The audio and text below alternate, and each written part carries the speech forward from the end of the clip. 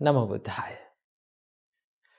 So many people in this society may think that in order to live a happy life, always we should gather the things to ourselves. We should surround ourselves with comfortable things. And they may think that we should not give anything to anyone. Giving is a waste. That is how people think. And also people ask why we should give the things to others. Because others can also earn what they want. So why we should give? Well, today from this Inner Guide Q&A program, we are going to find why we should give and also what are the benefits of giving. Let's talk about why we should give, right? So giving is an act of kindness, right? Being generous is an act of kindness, right? If you have a kind heart, if you have a compassionate heart, you will tend to give more to people, right? Do you know the meaning of the compassion? Compassion means the feeling of sympathy or feeling of sad when someone is going through a hardship, right? If you have that compassionate heart, you will try to give more to this world because world needs the humans' help. Humans need humans' help.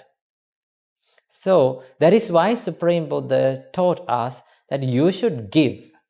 Because if you give, when you are giving something to someone, now suppose you are giving food to a person who is very hungry, suffering with hunger, right? If you give that food to that person, he will feel comfortable, right? He will overcome his hunger and he will be happy maybe for one day. But when you give that food to that person, you will feel happy, right? You will feel a mental happiness within yourself. That happiness will last long until the end of your life. Whenever you remember that act of kindness that has done by yourself, you will feel very happy about yourself. You can be proud about yourself. That happiness cannot be bought for money. Remember. And also, giving is an act that the people with stronger mindsets, stronger personalities always do. The people who are with low qualities, bad qualities will not give, right? They are not generous. They are a bit stingy in their life, right? They always think, if I need to be happy, I need to gather the things. I need to surround myself with pleasurable things. I should not give. Giving is a waste. That is how they think. That is why we need to practice the generosity. If you need a happiness that lasts long forever, start giving. See the joy of giving. It is very joyful and it is very enjoyable. So it is how amazing that when you see a person who is overcoming his hunger, having the food that is given by you, and when he is smiling, you feel that mental happiness, right? That is one of the greatest happy moments that we'll have in your life. So that is why you need to give always. Be a generous person. Okay, then let's talk about that what are the benefits of giving. Supreme Buddha taught us there are 5 benefits of a generous person. There are 5 benefits that can be found to a generous person. Number 1, Supreme Buddha said, he will be agreeable and he will be a nice and pleasurable person to many people. Right? When you give something to someone, they will be happy. Right? If you are a donor, if you are a generous person, always when people see yourself, they become happy. They may think, oh, this person is very generous. He's a nice person. He's a kind person. So he will be agreeable to many people. That is the first benefit. Number 2, Supreme Buddha said, good people will surround him. He will get into the association of good people. Now, if you have that quality, the generosity within you, it is the nature of this world that same things, the people will with same qualities get together, right? If you have the generosity, the people who are with the same mindset will surround you. It goes with another way. If you have the stinginess or if you have the evil thoughts within you, the people who are with evil thoughts will surround you. Evil friends will surround you. So if you are generous, always noble people, good people, the people with good generosity will surround you. You will get into association with good people. That is the second benefit. Third one, Supreme Buddha said he will acquire a good reputation in this world. Remember, people are not talking about your wealth. People doesn't talk about your wealth. Only people talk about how generous you were, how kind you are. That is what they talk about. So what you have to do, you need to give. You need to be generous. If you are being generous, you will acquire a good reputation in your life. The fourth benefit is, Supreme Buddha said, his life will be virtuous. You will acquire a good personality which is fault-free and which is free from the defilements, which is free from the evil things in your life. Because you are generating more compassionate thoughts towards others. You are generating more generous thoughts to others. So the more you generate these wholesome thoughts, the more you will have a good personality within you. So if you need to become a good person, if you need to become a virtuous person, if you need to have a confident personality, what you have to do? Be generous. Number 5, the final quality. Supreme Buddha said, by being generous, one acquires lots of merits. And as the result of those merits, Supreme Buddha said, he will have a good rebirth. Most of the people are not having a good rebirth in this world. So if you need to have a good rebirth, what you have to do is be generous, give to others. Giving is something that gives you the happiness. Gathering and holding on to the pleasurable things is something that makes you suffer. So start giving and see the joy of the giving and find the ultimate happiness in your life. Namo Buddhaya, Theruvan Saranai.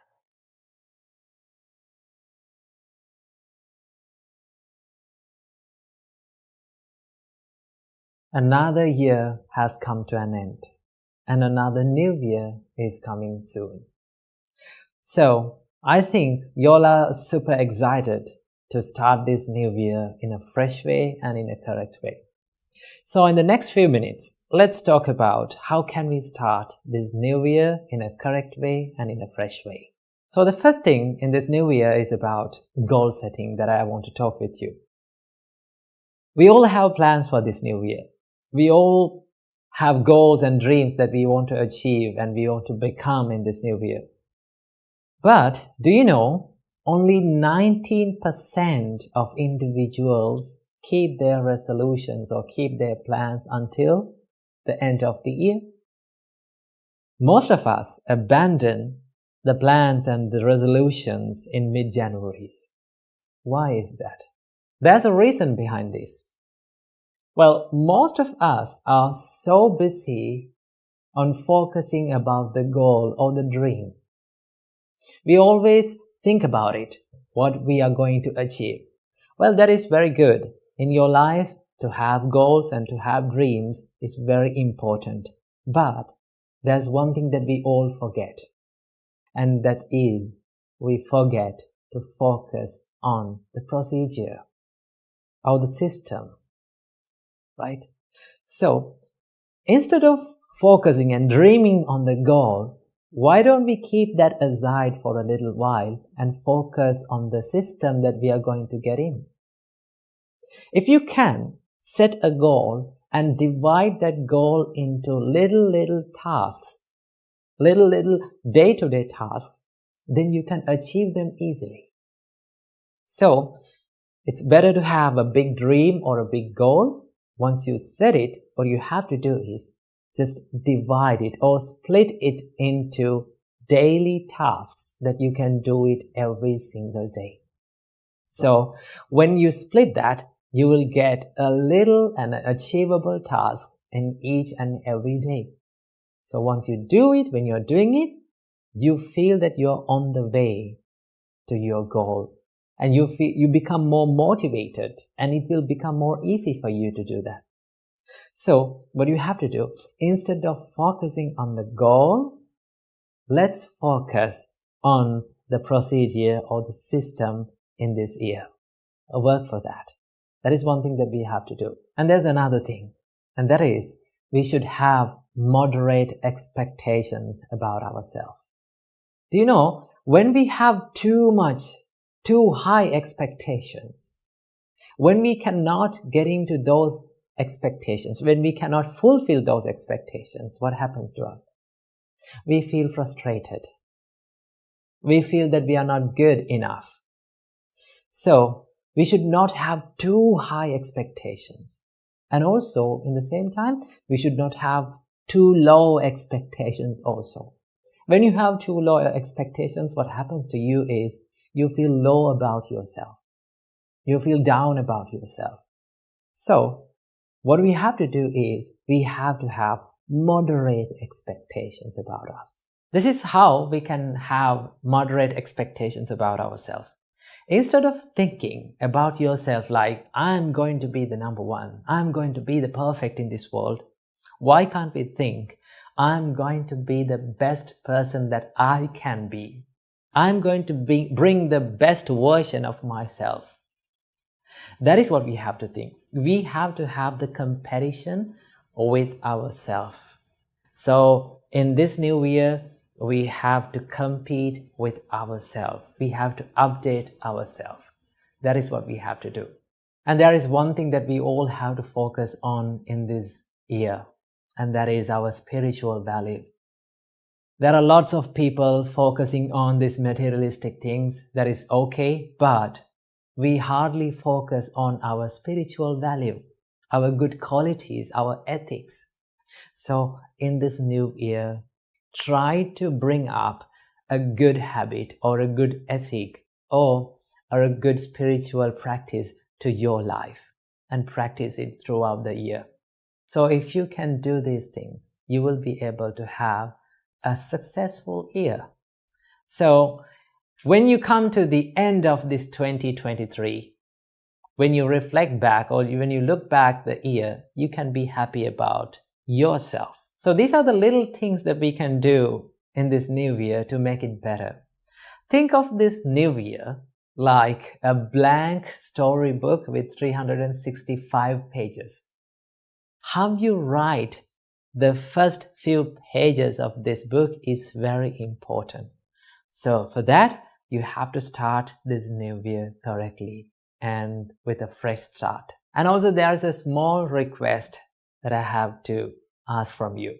That is, if you've learned a valuable life lesson in this past 2022, for sure I know that you all have learned a valuable lesson for your life. Please let me know in the comments so that I can read them and I also can learn from your experiences. So this is the end of this New Year video. So I wish you all, may all of you have a happy and a prosperous and a wonderful New Year. Namo Buddhaya. Namo Buddhaya. Welcome to another video. In today's video, we are going to discuss about how can we clear our mind. Now, so many of you complain when I'm meditating, when I'm studying, there are so many thoughts popping inside our mind. I cannot stop it. I'm worried. What can I do? Well, the reason for this problem is we are looking at the meditation and we are looking at our mind in a wrong way. Always remember, meditation is not about emptying your mind. Okay? You can meditate while having thoughts inside your mind. That is the most wonderful thing about meditation. You don't want to empty your mind. You don't want to close the mind and let not other thoughts come in. No. Okay? Just try this to yourself. If you try to stop thoughts, what will happen? The nature of your mind is it will generate more thoughts again and again. Okay? That is the nature of your mind. Because we don't know that trying to stop thoughts is also a thought. Okay? So remember, meditation is not about stopping thoughts. It is about being aware of your thoughts. There is one practice in Buddha's teachings. It is called Chittanupassana. In Chittanupassana, Buddha introduced us to a wonderful meditation of being aware of what comes into your mind. Okay? Let the thoughts come into your mind, but be aware of it. Because most of the time, we are not aware of what is going inside our mind. That is the problem. That is why we get caught to these unwholesome thoughts like greediness, craving, anger, hatred, and a lot of things. Okay? Because we don't know what is going inside our mind. The Buddha teaches us, that Buddha introduced us this meditation to be aware of what is coming into your mind. Let's say a lustful thought came to your mind. Okay, it's okay. Everyone feels lust. Everyone feels this craving and desire inside their mind. But the problem with most people is they don't know that their mind is under desire, under lust. Okay? But if you can be mindful, okay, if you can detect when the lust arises, this is a lustful thought that is popping inside my mind. If you can detect it, if you can identify it, then the nature of your mind is once you identify your thoughts, once you are aware of that thought, it will start to be silent. Okay? It is something like a little baby. Look at your mind like a little baby. Okay?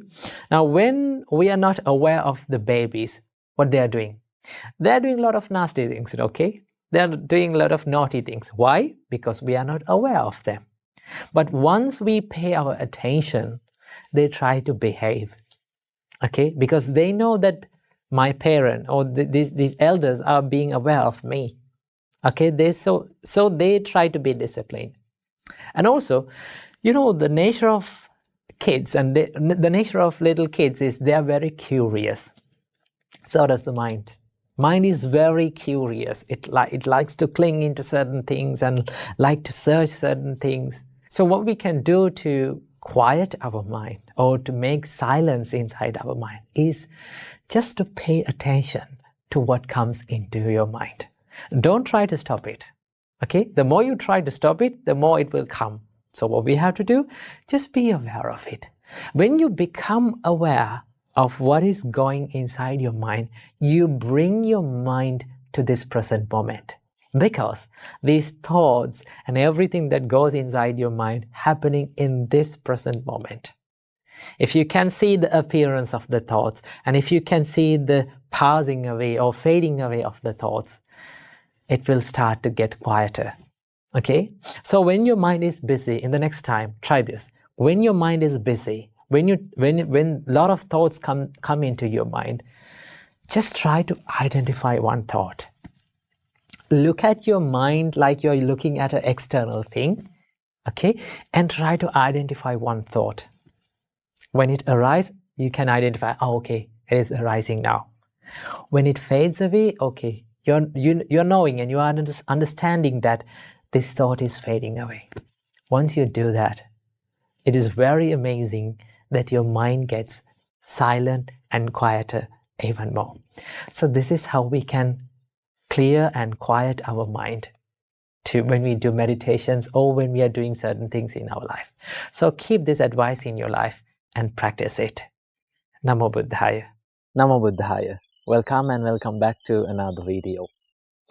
I think you can remember in last video we talk about how little changes, little things can make big changes in our life.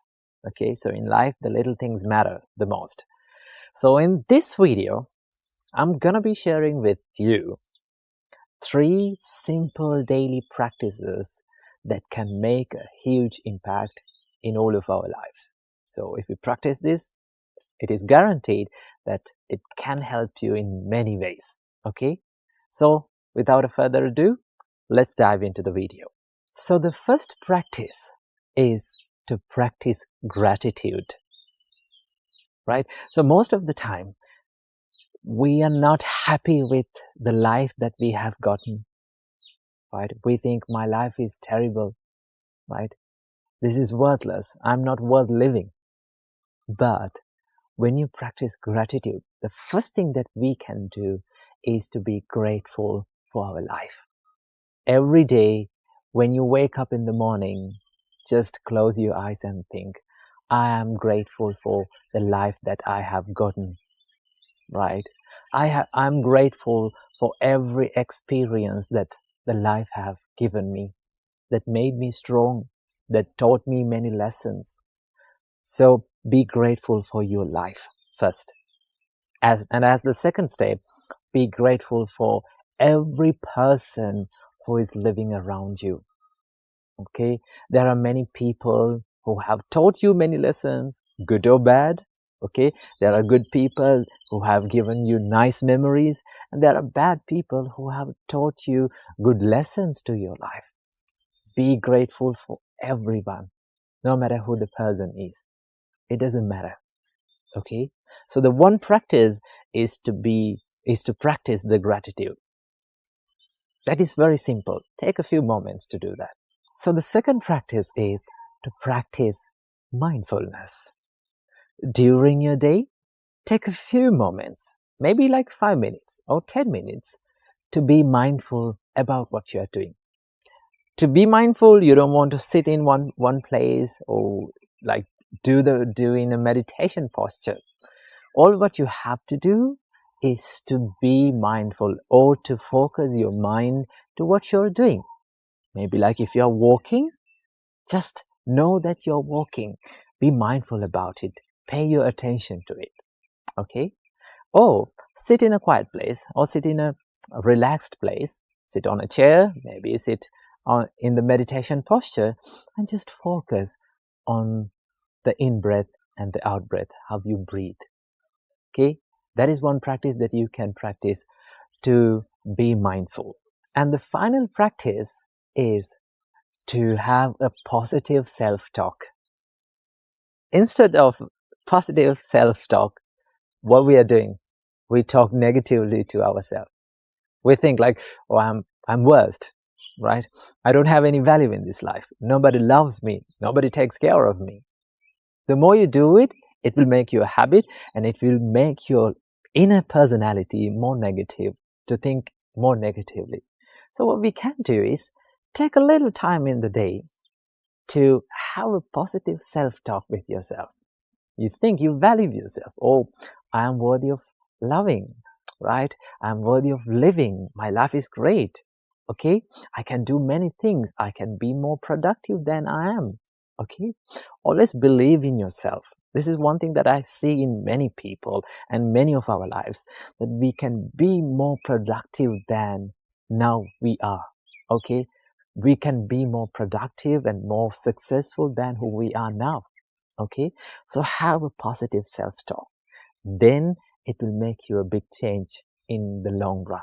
So practice these little simple practices in your day and make your life a better one. Namo Buddhaya. Namo Buddhaya. Welcome to another video. Today, let's talk about how can we practice Buddhism. Should you become a Buddhist, or should you convert to a Buddhist to practice Buddhism? This is what we are going to talk about today. Well, first of all, you have to know and you have to realize what Buddhism is. Buddhism doesn't have much of a religious aspects. It is more of, Buddhism should be understood as a practice or a way of life. Okay, so in that sense, everyone can practice Buddhism. It is open to everyone. There is no one to force to practice Buddhism, or there is no one to force you to believe certain things. So it's quite of a free practice, and you have the independence and you have this freedom to practice Buddhism and practice whatever you feels okay, right? If you like to practice meditations, then it's okay, right? You can practice meditations. If you want to practice generosity, this is one of the basic Buddhist practice. If you want to practice generosity, you can practice that. Okay. And also, if you want to practice the precepts or living the life in a disciplined way, practice the morals, then you can do it. So it is free and it has this freedom to practice. So you don't want to convert to a Buddhist. You don't want to become a Buddhist. In fact, in the Buddha's time, there was no person called Buddhists. Okay, there were no people called Buddhists. Only there was people, and also there were people who practiced the Buddha's teachings or Buddha's path. Okay, so this is what you have to understand. You don't want to become a Buddhist. There is no process of conversion. You can practice, and it is free to everyone. It is open to everyone. Buddha's Dhamma, this is the Buddha's teachings. Dhamma has this quality called ehipassiko. Buddha says that come and see, right? Come, learn about this, and realize and see this. See the reality of the life.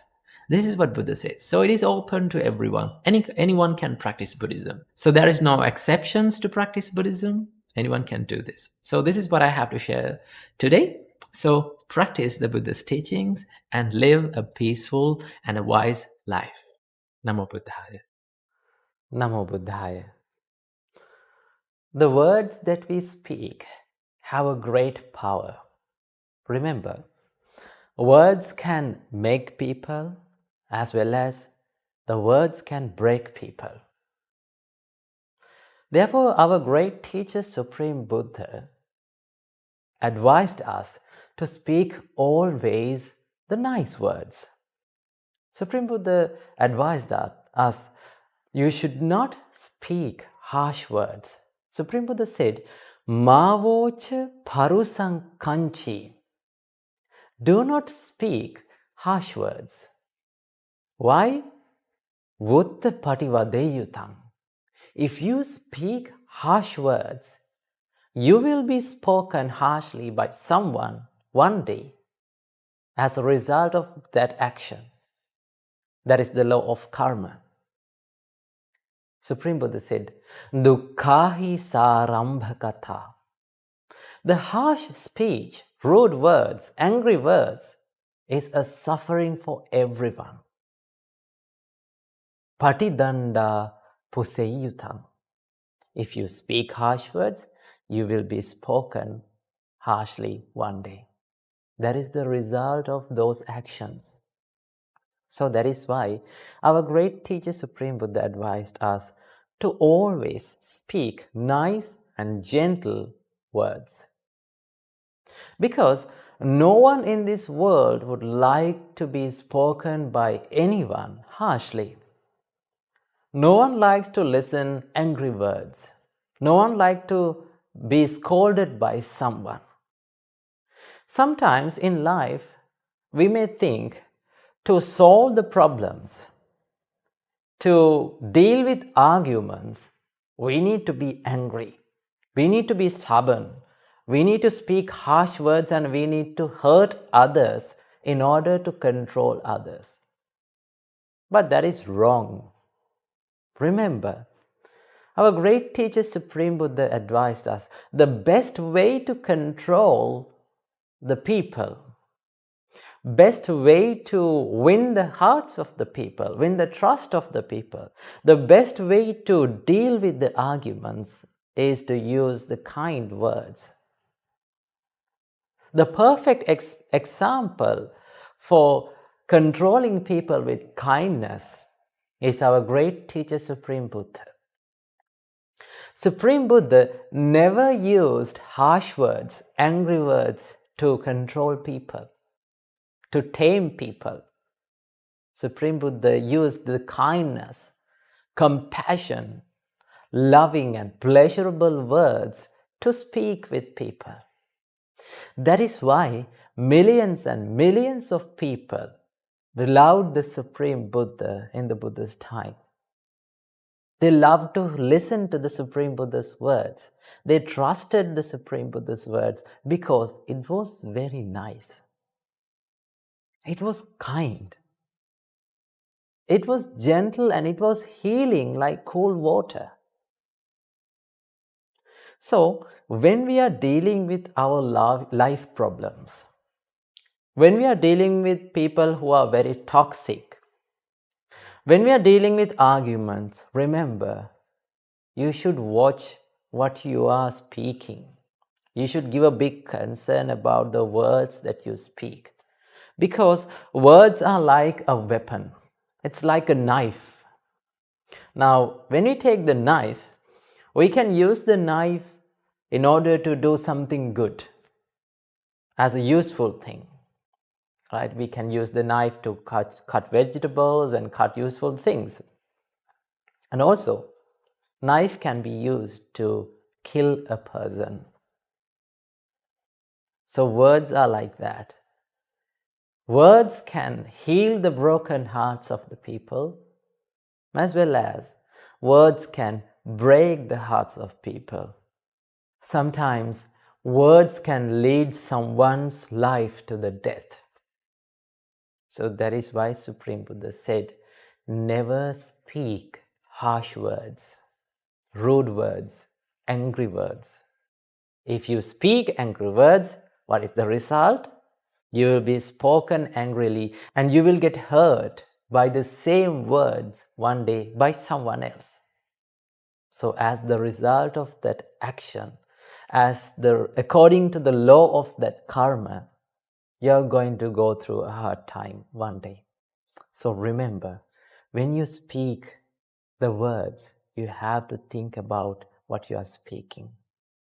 Supreme Buddha advised us that you should not speak all the things, all the thoughts that comes to your mind. Normally, people don't think about the thoughts that pop up in their mind, right? Supreme Buddha advised us that when a thought arises in your mind, you have to consider about that thought, whether this thought is good or bad. Whether this thought is going to hurt someone else, or is this thought is going to hurt myself. So if it is an evil thought, Supreme Buddha said, you should abandon that. You should not act upon that thought. You should not speak with those thoughts. That is why Supreme Buddha said, Manasache paduttena bhasativa karotiva. If with an impure mind, if one acts or speaks, Supreme Buddha said, Tatonang dukkhamang veti chakkang vahato padang. The suffering will surely follow him like the cart wheel that follows the ox.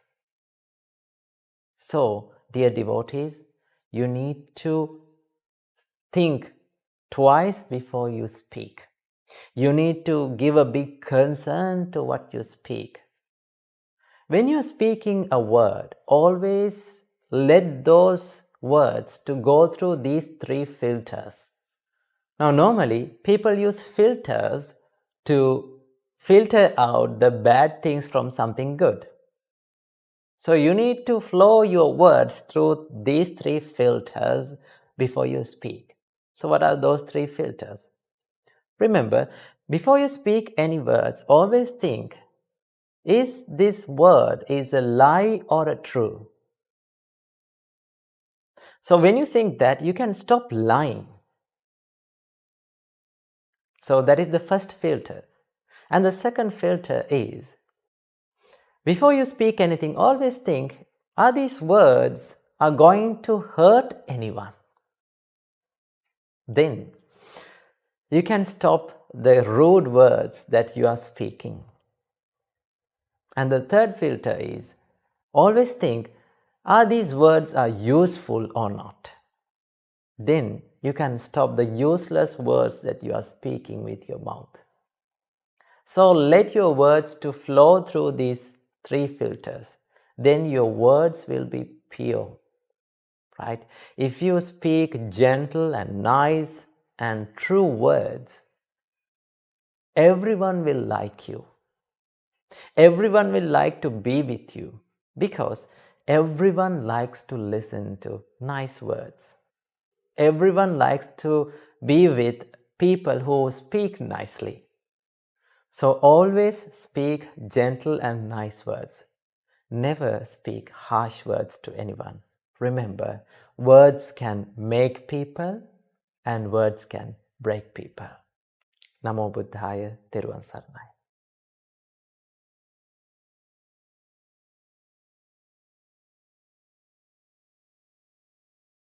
One of the things that many people misunderstand about Buddhism is, I've heard this a lot, they say that Buddhism is negative. Buddhism is very pessimistic. It speaks about death and dying and sickness and crying. Why Buddha speaks about negative stuff? Can't we have something joyful and happy about this life? Well, from this video, we're going to talk about, is Buddhism really negative? So here's the reason why a person might come to a conclusion that the Buddha's teachings are quite pessimistic and it is negative. It is because of the first noble truth. Now, what is the first noble truth? It is dukkha in Pali language, which is literally translated as suffering or stress. Now, these words have deeper meanings. When Buddha speaks about dukkha, Buddha means about deep things about life. But when you look at this word, suffering or stress or dukkha, one might come to a conclusion that, oh, Buddha speaks about suffering, right? Buddha says that life is suffering. But when you look at the life, there are things that we can be happy about life. And also there are moments that we have a lot of joyfulness in our life. So why Buddha speaks about negative stuff? And also the Buddha explains in his first sermon about the first noble truth, the dukkha, as like this. Now the Buddha says, now this, monks, is the noble truth of stress or suffering. Birth is stressful, aging is stressful, death is stressful, sorrow, lamentation, pain, distress, and despair are stressful. Association with the unbeloved is stressful. Separation from the loved is stressful. Not getting what is wanted is stressful. In short, the 5 clinging aggregates are stressful. Now, when someone look at this explanation, they might come to a conclusion, oh, life is stressful. So that is the reason for so many people to say that Buddha speaks about negative stuff. But if you really understand about what Buddha meant by this, you will find that Buddhism is not negative or pessimistic. It is more realistic. Okay? So why Buddha speaks about this? It is because this is the common truth that we all share in all living beings. No matter what level of life that we have, we all share these things, these truths in our life. That is a common truth. So Buddha saw this, and that is why Buddha speaks about this. So yes, it seems to be pretty miserable, right? But wait until you hear the second noble truth. What is the second noble truth? It is called the samudaya, the origin of suffering. Now Buddha says there's a reason why we suffer. What is the origin of this suffering? Now Buddha explains that the reason why we suffer is because of tanha. Tanha means craving, literally translated as craving. But there is more to this word, okay? So why we suffer is because we have this craving and attachment towards things, okay? Towards things, people, and to ourselves as well. So, and it gets better when you hear the third noble truth. The Buddha says that you can end the suffering. The third noble truth is called nirodha, the cessation. Now, the Buddha says that you can end the suffering by letting go of the cause of the suffering, right? I will repeat it again. You can end the suffering when you let go of the cause of the suffering. Right? So it is pretty obvious, right? Pretty realistic. Let's understand about it like this. Suppose you have an unwanted plant in your garden. Now what you want to do? You want to remove this. So how are you going to remove this? Let's say a person goes and cut it from the stem. Cut down that plant from the stem. Did you permanently remove it? No. It grows back. No matter how many times you cut this plant from the stem, it will grow back. But if you really need to remove the plant, what you have to do is you have to go into roots, dig the plant, and then remove the roots, and then it will never grow back, right? Same like that, if you remove the root of suffering, if you remove the cause of suffering, then you will end the suffering. Not only the Buddha says that you can end the suffering, but also Buddha introduce you to a path where you can end the suffering. And that is the fourth noble truth. It is called the Magga, which is the Noble Eightfold Path. Now, Noble Eightfold Path is a moral and ethical and psychological and more practical path that leads to the cessation or end of the suffering. So basically, the Buddha is like a doctor, okay? So what a doctor might do? He might come to a patient and says, hey, listen, let's be honest that you have this disease. You have to be honest. I know it is painful. I know it is very negative and pessimistic to talk about this, but let's be honest. If you need to cure this disease, you need to focus on it. Okay, we have to talk about it. We have to find a way out of it. So the doctor says that there is a disease. He will be honest with you, and he says, and he comes with the good news, and that is that you can cure this disease. Okay, we can cure this disease, and I will show you how to cure this disease. And also the doctor will say that take these pills and take these medicines to end your disease or to cure your disease. And same like that, Buddha identifies your disease, and he talks about that disease, and also Buddha identified what causes this disease, and also the Buddha comes up with the positive, more happy news that you can end this suffering, okay? And also Buddha comes up with a way to end this suffering. So if you look at it in that way, Buddhism is not pessimistic. It is not negative. It is more realistic because Buddha talks about the truth in this life. What is the truth? It is the first noble truth. That is the suffering. Suffering is the only thing that we all share commonly in this world. No matter what level in this life that we are in, we all suffer. Okay, wealthy people, no matter how much rich you are, no matter how much poor we are, we all suffer and we all share these sufferings. What is that? Suffering of sickness, suffering of death, suffering of diseases, suffering of aging, suffering of despair, lamentation, crying. This is something that is very common to all of us. And talking about it and thinking about it might not be a negative thing, because most of the time what we are doing is we are running away from this truth. We don't like to talk about it. We always like to forget about it. And also we have found many creative things to forget the suffering, not to end the suffering. Okay, we think that we end the suffering, but it grows back. It comes back. Same like you're removing a plant from a stem. So what Buddha does is, what Buddha shows you is a path to go into the root of this problem and remove the root, remove the origin, remove the cause to end the suffering. So remember that Buddhism is not negative and it is not pessimistic. It is more realistic and it is more practical. So I hope you got some idea about what Buddha teaches you. So that is all for this video, and see you in the next video. Namo Buddhaya. Namo Buddhaya. A king wanted to write down a quote on his sword to not to be too much happy when he wins and to not to be too much sad when he loses.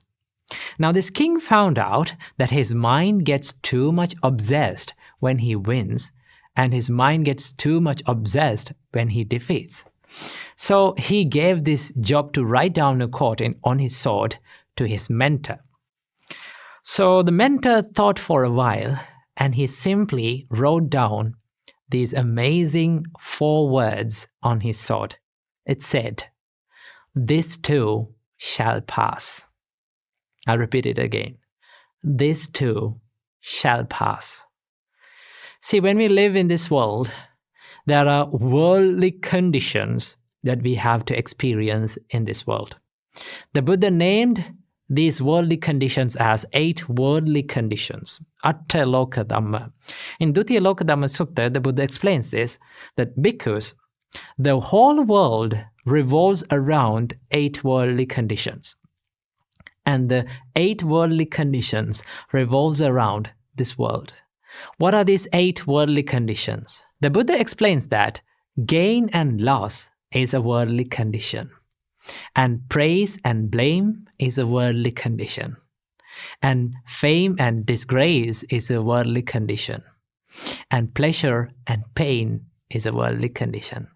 So these are the worldly conditions that we go through and we experience in all of our lives. Now the problem is not having to go through these all worldly conditions. The problem behind this is our minds get too much obsessed with these worldly conditions. When we win, our minds get too much attached to it, and we forget that this victory won't last forever.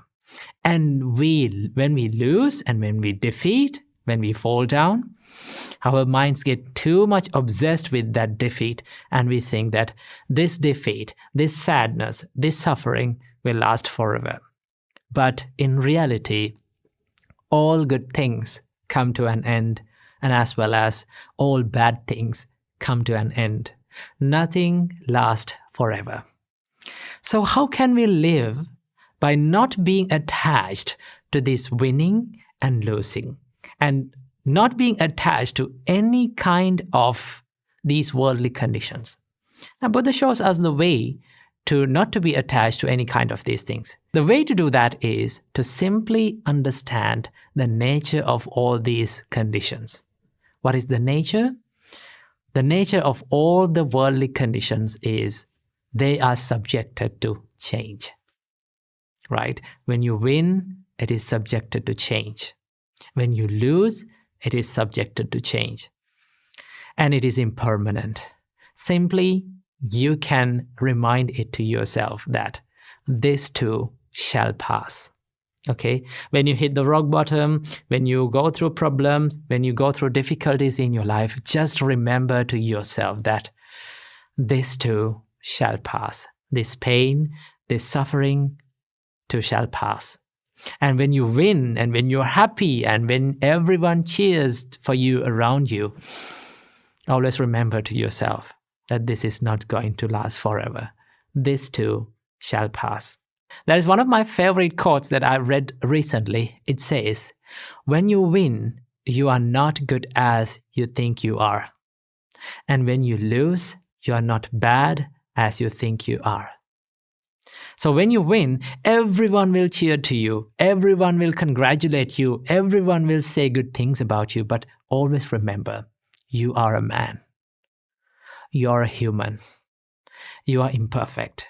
And everything is subjected to change. Now, this does not say that you should not enjoy winning. You should not enjoy victory. You can enjoy victory. You can be happy about it. But simply understand this winning, this victory won't last forever.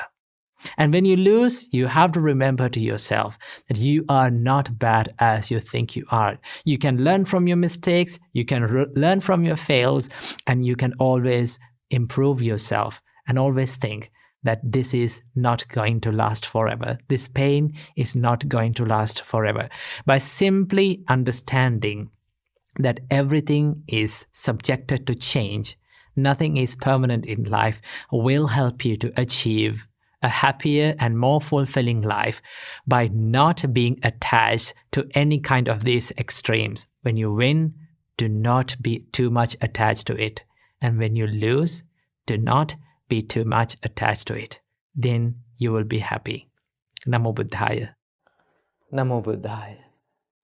One day, a young lady called Kisa Gotami came running to the Buddha, carrying the dead body of her only child. Her child has passed away, and she refused to admit that her child has been dead. All she thought was that this child is not talking and smiling and giggling is because of a disease. He had fallen ill. So she went around the city calling for a doctor to cure the disease of this innocent child. But as there is no one, no doctor who can bring a dead to the life, finally, a wise man said to her, "Oh, young lady, I know about a doctor who can cure the disease of your child. He resides in that monastery. His name is Gautama the Buddha. Go and meet him, and he will give you a solution for this problem." Then Kisa Gautami came running to the Buddha, and here she lies in front of the Buddha, sobbing and begging to the Buddha to bring the baby back to life. Then our great teacher, Supreme Buddha, out of compassion, he looked into Kisa Gautami and said, "Gautami, I can cure the disease of your child. But before that, to make a medicine for him, I need a handful of mustard seed. Can you bring that?" Kisa Gautami's face was lit up with happiness, and she said, "Oh, Master Gautama, I will bring a handful of mustard seed from anywhere with no time." Then our great teacher, Supreme Buddha, said, "Gautami, not so fast. First of all, you need to remember you should bring a handful of mustard seed from a family where no one have ever died." Then Gautami said, "Okay, Master Gautama, I will bring that." So she went running, carrying the dead body of her own child to the nearest house in the monastery. There was an old lady in that house. Then she asked from that old lady, "Oh, madam, can I have a handful of mustard seed from you? I need to cure the disease of this child. I need it as a medicine." Then the old lady said, "Okay, young lady, I will give you a handful of mustard seed." Then the Gautami asked, "By the way, has anyone have ever died in your family?" Then the old lady said, "Oh, young lady, I am sorry to say, 2 days ago my husband died." Then Kisa Gautami said, "Okay, then there is no use of your mustard seed. I need a handful of mustard seed from a family where no one have ever died." Then she went to the next house and to the next house. She went all around the city, finding a handful of mustard seed from a family where no one have died. But finally, she could not find it. In each and every family, someone have been dead. Finally, she realized that she is not alone in this world. She realized that death is a common fate for all the people. All the people have suffered this common phenomena. Then finally she realized that her child is dead and she cannot bring her back to life. Then what she did was, she went to the jungle and she buried her beloved son in the soil, and she came back to the monastery to meet our great teacher, Supreme Buddha. Finally she said, "Oh, Venerable Sir, I knew my child was dead, but I was awakened from that sorrow." Dear devotees and my dear children, when someone dies, when the near and dear one fade away from our life, disappear from our life, it is one of the greatest, hardest experiences that we are going through in all of our lives. Sometimes it may be traumatic to many people. Sometimes they may cry over years and years because of loss of loved ones.